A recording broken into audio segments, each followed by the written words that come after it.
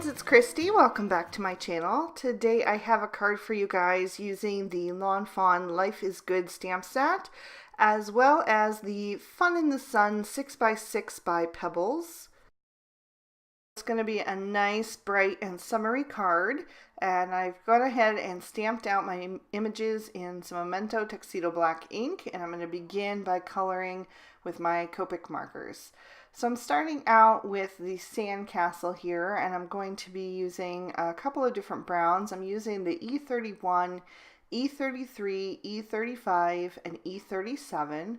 And I'm starting out with that E37, my darkest shade, and just going in and laying in my deepest, darkest shadows, just trying to create the illusion of some depth there. So just adding that dark, like right above the front entrance and right under the little caps on the top, the little turrets and things. That's going to make them seem recessed, so it's going to give your card a lot of dimension, or your images a lot of dimension. So I'm blending out that E37 with the E35, just going right over the edge of that and drawing it out. Still doing the shadows, just kind of pulling those out a little bit further. And then I'm going to grab the E33 and catch the edge of the E35 and also continue to pull those out. I'm still leaving a lot of white space for that E31, and I'm going to use that to finish coloring in the entire image. And that's going to keep the majority of it nice and bright since I left so much white space. So it'll look like a nice, bright, sunny scene. And I did decide to work in sections since this is a little bit of a larger image.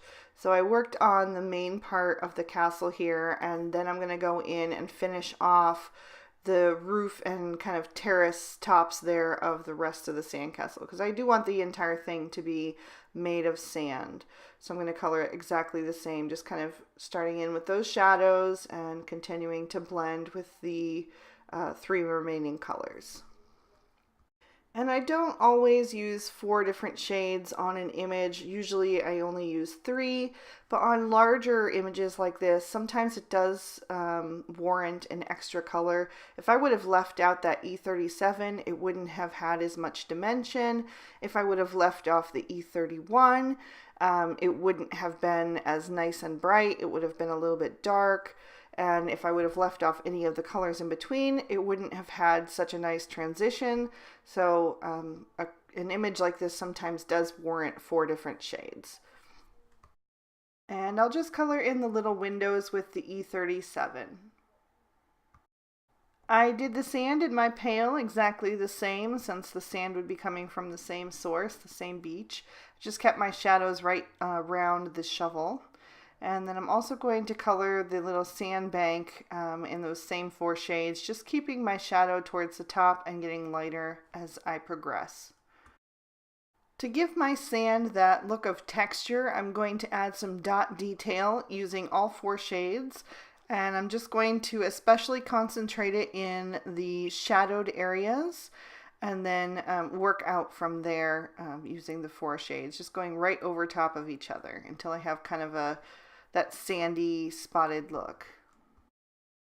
So whenever I color in images for a card, I always choose my main print of pattern paper first that I'm going to be using, and I have it off to the side of my desk so I can pull color inspiration from it.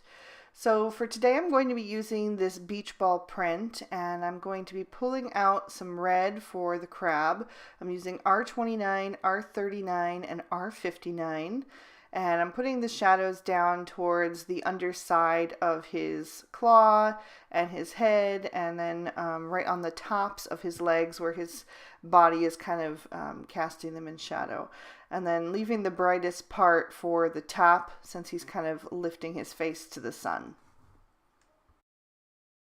The next color I'm pulling from the pattern paper is a nice bright blue, and I'm using B34, B37, and B39 for that. And I'm going to color in my sand pail.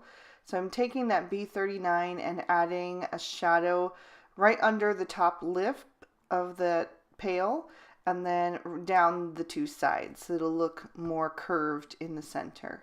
Then I'm going to use that B37 to draw that color out, just pulling out the edge of that.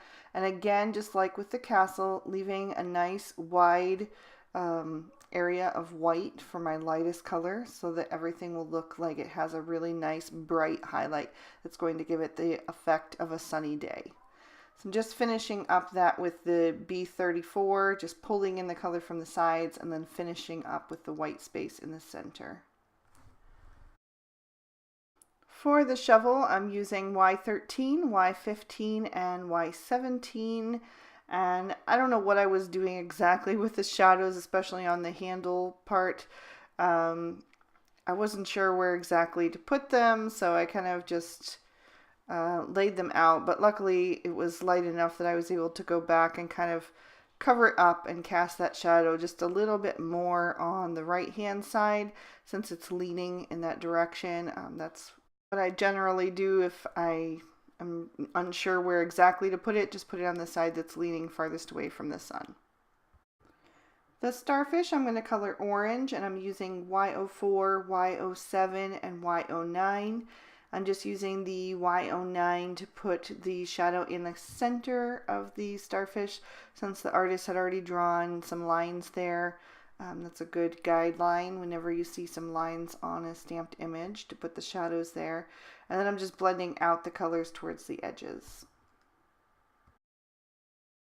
The sand dollar is going to be white, but I don't want it to be completely flat, so I'm adding some light grays, just a touch of C3 in the center of each of those little designs, and then blending that out with the C1.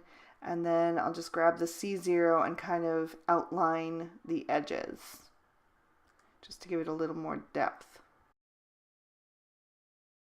I colored the conch shell with RV13, RV14, and RV17, but my RV13 bled. I have trouble with that marker. I've tried leaving the cap off to equalize it, both caps off, and it's still leaking, so I ended up not using that seashell on the final card anyway because I didn't have room for it, so I just went ahead and cut that out of the video.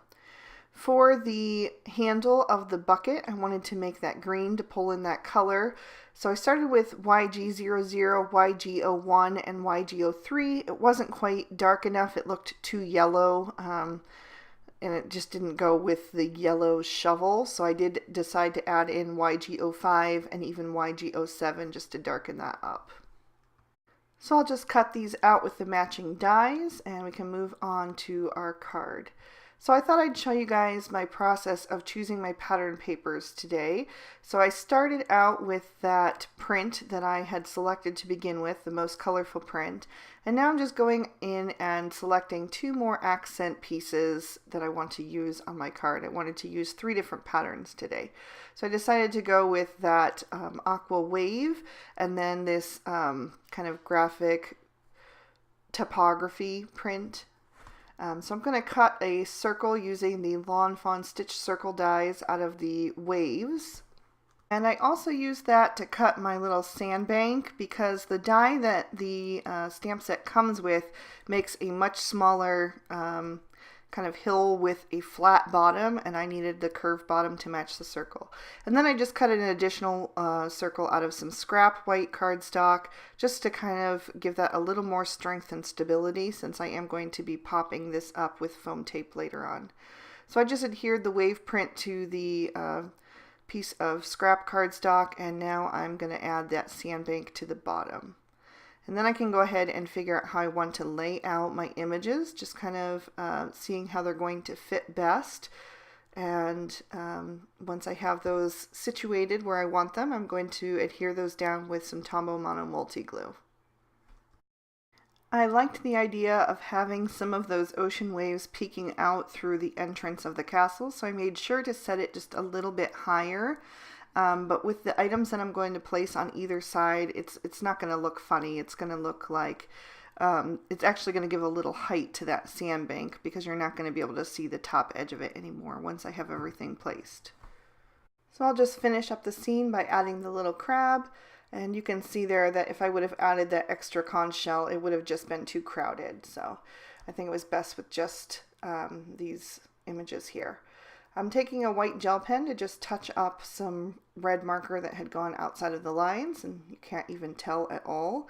And then I decided to just push up that sand dollar a tiny bit, just so that you're able to see it a little bit better. I'm going to grab some VersaFine Onyx Black ink, and I'm going to take the small seagull from the Life is Good stamp set, and I'm just going to stamp 2 of those over on the left side, just to kind of fill in some of that space there. It looked a little empty. Then I'm going to take a banner out of some white cardstock. This is from the Lawn Fawn Everyday Banners die set. And I'm going to grab a sentiment from the Let's Play stamp set. I just liked the style of the font there. And I'm going to stamp out part of the sentiment on the left side and then mask off the rest so that I can stamp that on the right side of the banner. So I'm going to have a gap in the center. And you'll see why when I get to that part. So I'm doing the You Make on the left, and then Life Fun will be on the right. And I just masked that with a little bit of Post-it tape. So because my card base is a dark blue color, there's 2 options for putting your message on the inside. You can either write it in a white gel pen, but not everyone has one, or you can add an insert. So I'm choosing to add an insert, and I'm using the sentiment Enjoy Your Day, also from the Let's Play stamp set, and then I'm using the flip-flops from the Life is Good stamp set. And I've just cut that down so that it will fit nicely inside my card, and I did that using a Lawn Fawn stitched rectangle stackables die. So it has a nice stitched edge as well. I used Blue Jay ink from Lawn Fawn to match the Blue Jay cardstock, so it'll be a perfect fit. I'm also going to add a small white cloud from the Spring Showers die set. This is the smallest of the 3 clouds, and I'm just tucking that behind the sandcastle. I thought that would just add a little pop of white that would accent the card nicely. I die cut my 2 pieces of pattern paper down with the Lawn Fawn Stitch Rectangle Stackables die. That's the beach ball print that I'm adhering right now with the Tombow Mono Multi Glue. And then the text print I cut down with the Lawn Fawn Stitch Journaling card die. And I'm going to add that right in the center over top of the beach ball print. And I thought that tied in really nicely with the Blue Jay cardstock.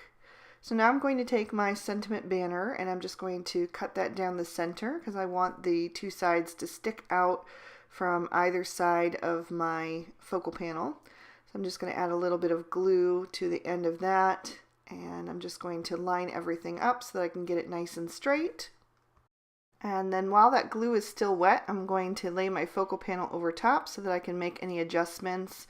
That's the great thing about the Tombow Mono Multi Glue. It gives you that little bit of time before it adheres permanently, so you can adjust your card. I've taken some foam tape and added that to the back of my focal panel, so I'll just peel off the release sheets there, and then I can line that up and pop that down right into place between the sentiment banner. Once I have that straight, I'll just press that down into place. And then I realized that my starfish was adhered a little bit crooked. I don't know if I put it down wrong or if it just got twisted when I was adding the foam tape, but anyway, I just fixed that. And that is going to complete our card for today. There's a look at the inside again and the fun outside. I think it's nice and bright and colorful, and I hope the pattern paper tips really helped you guys out. So thank you guys so much for watching. I hope you enjoyed. If you did, please be sure to give this video a thumbs up. That lets me know that you are looking for more videos like this from me. Here's an extra couple videos you may also be interested in, and you can always click on my photo to subscribe to my channel if you've not done that already. Thanks so much again for watching. Have a great day. Bye-bye.